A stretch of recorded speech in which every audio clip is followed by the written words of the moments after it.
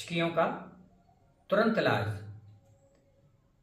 2-3 छोटी इलायची लेंगे, 3-4 लौंग लेंगे, उन्हें आप चाय की तरह उबालेंगे और उबाल के गुनगुना उन्हें पिला देंगे 1 कप पानी।